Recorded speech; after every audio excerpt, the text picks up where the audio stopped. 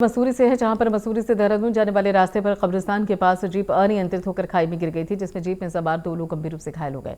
जिसके बाद सूचना मिलने पर मसूरी पुलिस ने स्थानीय लोगों की मदद से दोनों घायलों को खाई से निकालकर उप जिला अस्पताल भेज दिया, जहां पर डॉक्टर्स ने प्राथमिक उपचार के बाद दोनों को देहरादून रेफर कर दिया।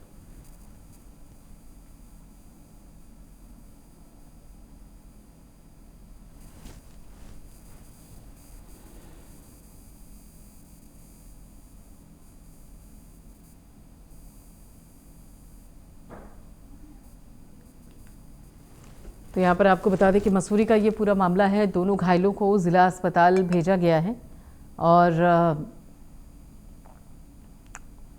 अनियंत्रित होकर खाई में जीप गिरी है। ये देखिए तस्वीरें हैं आपकी टेलीविज़न स्क्रीन पर, और ये जो हादसा हुआ है इसमें 2 लोग गंभीर रूप से घायल हो गए हैं। जीप में सवार 2 लोग गंभीर रूप से घायल हुए हैं, जिनको बाहर निकाला गया। दोनों घायलों को जिला अस्पताल पहुंचाया गया है और अनियंत्रित होकर खाई में गिरी है जीप।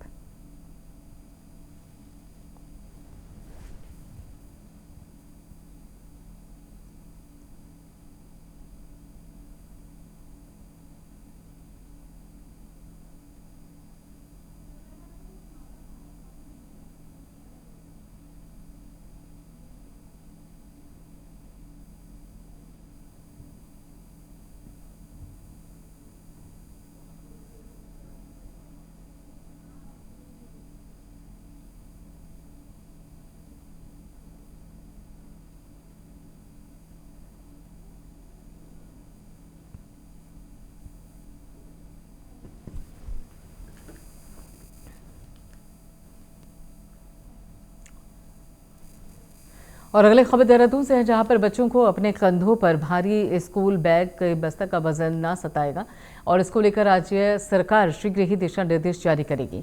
आपको बता दें कि स्कूली बच्चों के बस्ते का बोझ कम करने को लेकर राज्य में संचालित विभिन्न बोर्ड के अधिकारियों के साथ बैठक की गई थी और जिसमें निर्णय लिया गया है कि नई शिक्षा नीति 2020 और भारत सरकार के दिशा निर्देश के क्रम में राज्य के सभी विद्यालयों में स्कूली बच्चों के बस्तों का बोझ घटकर निर्धारित मानकों के अनुरूप रखा जाएगा। तो बच्चों के बैग का वजन कम होगा। अधिकारियों ने बाकायदा बैठक की, राज्य सरकार जारी करेगी निर्देश। कल हमने सभी सीबीएसई बोर्ड की भी बैठक बुलाई थी, अपने उत्तराखंड बोर्ड की बुलाई थी, उर्दू बोर्ड की बुलाई थी, संस्कृत बोर्ड को भी बुलाया था, ICSE बोर्ड को भी, सभी बोर्डों को बुलाया था। और अब हम ये कर रहे हैं कि बस्ते का बोझ जो है 6 किलोग्राम से ज़्यादा नहीं होगा उम्र के हिसाब से। जो कक्षा 10वीं से लेकर 12वीं तक के बच्चे हैं, एक 10वीं तक लगभग 4 किलो वजन होगा और उससे नीचे लगभग 2 किलो वजन होगा। तो कुल मिला के जो बच्चों को बस्तों का बोझ था ये कम करने का निर्णय लिया गया है और बहुत जल्दी उसका आदेश हम निकालने जा रहे हैं।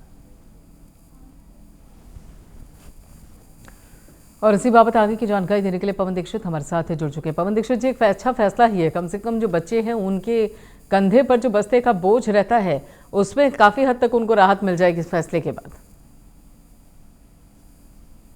बिल्कुल, जिस तरह से लगातार स्मार्ट क्लासेज, स्मार्ट स्कूलिंग की जो व्यवस्था की जा रही है उससे कहीं न कहीं जो बस्तों पर, जो बच्चों पर जो भारी बस्ते का जो बोझ है उसको कम करने का मुख्य उद्देश्य है। और स्मार्ट एजुकेशन प्रणाली से सभी बच्चों को, सभी स्कूलों को आच्छादित करने का एक विशेष प्लान है। इससे कहीं कहीं जो बच्चे जो कम उम्र में ही काफी बड़े उससे कहीं आदेश के बाद में जो स्कूलों की स्थिति भी सुधरेगी। जो स्मार्ट क्लासेज और स्मार्ट स्कूल, स्मार्ट बच्चे बनाने की जो प्रक्रिया है उसमें कहीं कहीं तेजी आएगी और बच्चे भी स्मार्ट होंगे, स्कूल भी स्मार्ट होंगे, शिक्षक भी स्मार्ट होंगे।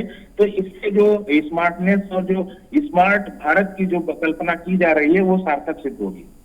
बिल्कुल, और ऐसे में अगर देखा जाए खास तौर पर जो ये फैसला है इस बाबत, जो स्मार्ट क्लासेस, स्मार्ट पढ़ाई की बात की जा रही है, देखिए वो ज़रूरी भी है ताकि जो बच्चे हैं वो भविष्य के लिए तैयार हो सके। बिल्कुल, बच्चों के भविष्य को देखते हुए और नई टेक्नोलॉजी को देखते हुए, नए जो वर्जन जिस तरह से लगातार आ रहे हैं, चाहे वो 4G से 5G हो गया हो, 6G की तैयारी चल रही है, तो ऐसे में कहीं न कहीं जो स्मार्ट क्लासेज, जैसे कोरोना जैसी महामारी के दौरान ऑनलाइन क्लासेज की जो प्रक्रिया शुरू हुई है वो भी एक स्मार्ट क्लासेज का ही एक पार्ट है, स्मार्ट एजुकेशन का ही पार्ट है।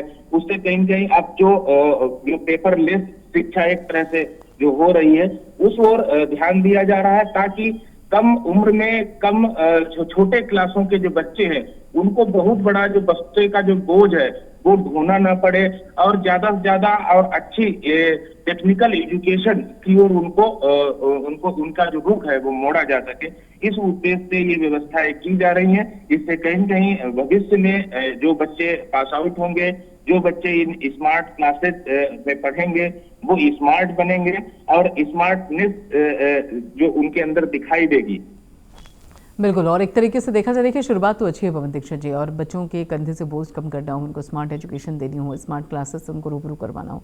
सवाल ये उठता है कि देखिए उत्तराखंड के जो देहरादून हो गया आपका, ये दूसरे जो इलाके हैं वहाँ तक तो ये सुविधाएं उपलब्ध हो भी जाती हैं, बट सबसे बड़ी समस्या उन इलाकों में होती है जो कि बहुत ऊंचाई पर हैं, पहाड़ पर हैं। वहाँ तक स्मार्ट क्लासेस को पहुँचाना ये भी शिक्षा विभाग के लिए बड़ी चुनौती है उत्तराखंड में। तो बिल्कुल, जहाँ एक और सुविधा होती है तो वहीं असुविधा भी कई जगह पे उत्पन्न होती है।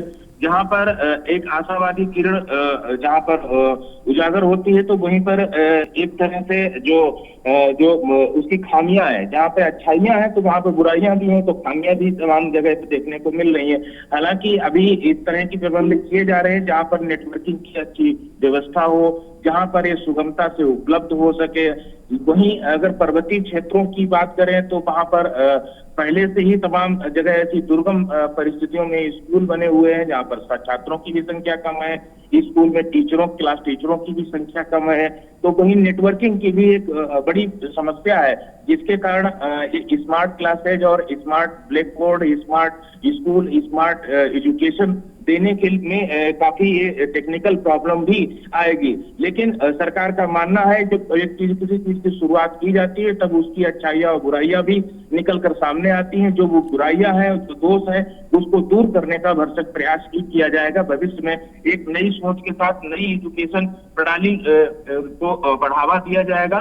तो अगर उसमें जहाँ पे भी कोई दिक्कत और परेशानी आएगी तो उसका भी भविष्य में सुधार किया जाएगा।